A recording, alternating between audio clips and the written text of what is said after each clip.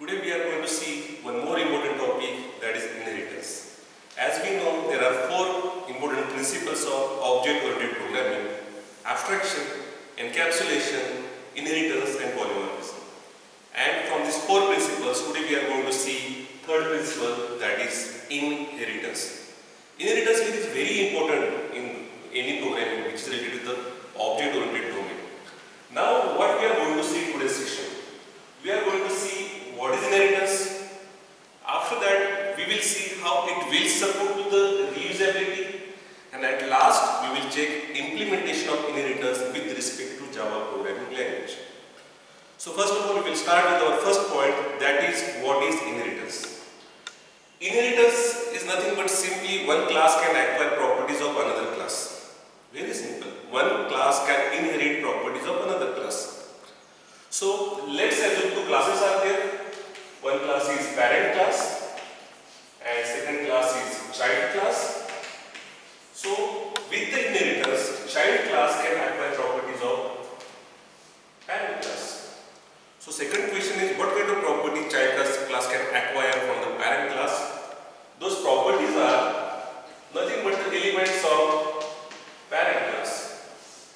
Child class can acquire methods present in parent class. Child class can acquire variables present in parent class. So these properties, if one class wants to acquire these properties from another class, then only one simple solution is that inheritance. Now to acquire these properties, we have to use a keyword. If you want to implement inheritance, then we need one keyword. That keyword is extends. So in this implementation, keep it in your mind that we need extends keyword to implement inheritance strategy. Now as we know that parent class will provide own properties to the child class, and child class can acquire those properties, that is method and variables. But one more thing is that reverse is not possible. That child can acquire properties of parent class, but parent cannot acquire properties of a child class. So reverse phenomena is not possible. Only forward phenomena is possible. Now here two special terms are there. In inheritance, parent class, always that parent class is called as a base class, and child class is called as a derived class. One more term is there to the base class, it is a super class. And for derived class, it is a subclass. So in the same direction, I can say derived class can acquire properties of a base class, it is a inheritance. Subclass can acquire property of superclass, it is a inheritance. So these three words, parent class or base class or superclass, are same. Similarly, these three words, child class or derived class or subclass, these three words are same.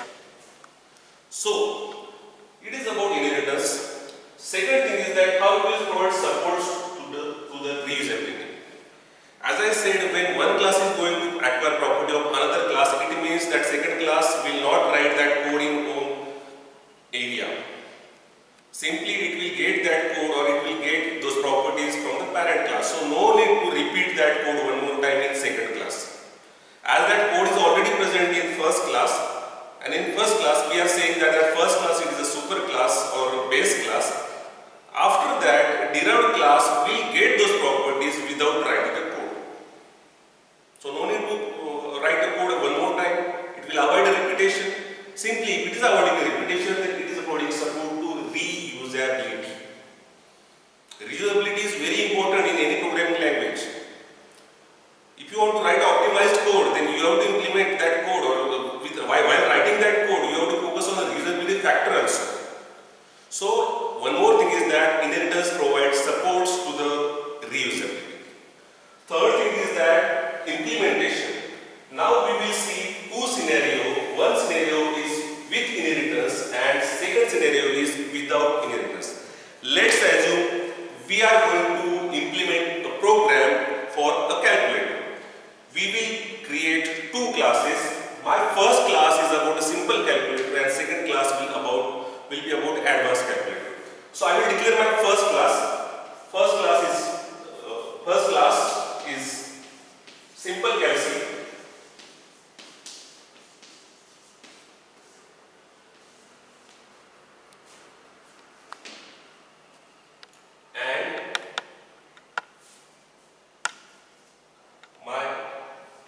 Second class is class advanced calci.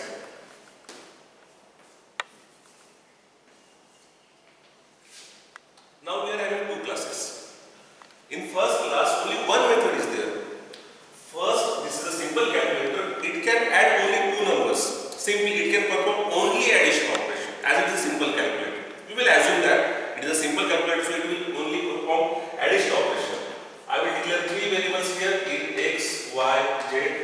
I will declare one method here for addition purpose, void add, and in that method I will add these two numbers. Okay. Now we are having one simple calculator which can add two numbers. Now in advanced calculator I am assuming that it will perform addition operation as well as it will perform subtraction operation. As it is an advanced calculator, so number of functions must be more. In my advanced calculator, two operations are there. So simply with same thing x, y, z, I will say it will perform addition operation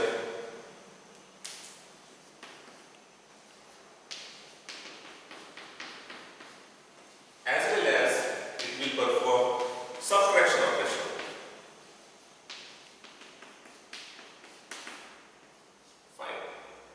Now, if you are observing here, this calculator is able to perform both operations, addition as well as subtraction. But if you are observing, there is a repetition of code. This code is already present in one class, and we are again going to write that code one more time. As that code is already present in one class, can we get that code? Can we acquire that code? That code is that method without writing code, without writing code explicitly here. Can we acquire that method?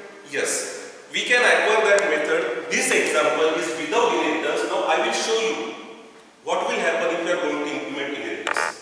Now what I will do, this is your class, this is your advanced calci. I will declare that class as a derived class. Now here I will use keyword extends. And here I have to mention name of a base class. In our case, our base class is simple calci. So simply it is a base class, it is a derived class. So what will happen? All these properties, that base derived class can acquire all these properties from subclass, so superclass. It means already XYZ declaration is present here, so no need to write that declaration one more time. Already add method is present here, so no need to write that code one more time. Simply it is a subclass, so it can acquire that declaration as well as that method from superclass. So if you are observing, it is reducing the size of code. We are reusing that code. Simply it will help to reduce the efforts of code writing, or it will provide support to the reusability. Simply one method is there which is subtract method, which is not there in simple calci, but if we want to add that method in advanced calci, so we have to write that code. But whatever present already there in the superclass, no need to write that code one more time in the subclass. Okay, getting or not? Superclass means what? Base class or parent class.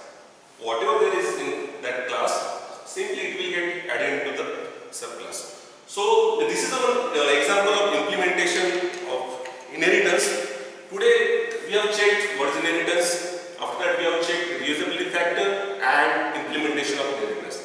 In next session we will see types of inheritance, and also we will see how to implement all those types by using Java programming language. Thank you.